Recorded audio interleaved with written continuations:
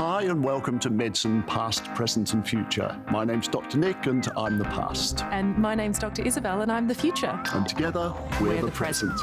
Now, Dr. Nick, you looked a little bit stiff getting off your bike today. Have you injured yourself or is it just old age creeping in? Oh, thanks very much, Dr. Isabelle. No, I'm fine, thank you. Well, I think I am. No, it's just that I finally got around to replacing that old rowing machine that I broke during lockdown. You didn't lift it up and injure your back or something, did you? No, my back is fine. No, I put the thing together and I just did this really good workout. And I'll confess I haven't done any rowing for nearly 6 months. And so 2 days later, I'm feeling really stiff and sore. So what's going on? Well, it sounds like a classic case of DOMS, Dr. Nick. Oh, DOM as in the champagne? No, not the champagne. DOMS is in DOMS. It stands for Delayed Onset Muscle Soreness. It's actually a really well-known type of pain and it peaks about 24 to 72 hours after heavy exercise. And it's an interesting question, isn't it? Why does it get worse 2 days later? We actually don't know the answer. The theory is that we cause these little micro tears, micro lacerations in the muscle itself, which then causes inflammation and pain. So does that mean I've actually injured myself, that I've really overdone it? Not really. DOMS isn't bad for you.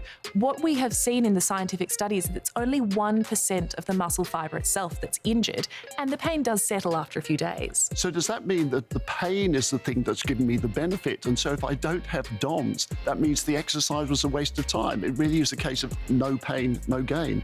Oh, not quite, Dr. Nick. Whilst gym bunnies might wear their DOMS as a badge of honour, it doesn't necessarily mean that it's better for you. The studies have shown that it's only 1% of the muscle fibre itself that's actually damaged with DOMS, so it doesn't have to hurt for it to be good for you. Now, Dr. Nick, have you tried anything apart from cycling in to treat the pain? Well, you know I'm a big fan of Hippocrates, and what he said about managing muscle pain was that you should rest and then go for gentle walks. Oh, and then get drunk once or twice, just not to excess. Well, I mean, that all sounds pretty good apart from the getting drunk bit. I'm not quite sure about that. Another question, Dr. Isabelle. At tennis, I often see people doing a little bit of stretching and bending just before they go on court. Now, are they doing themselves any good at all?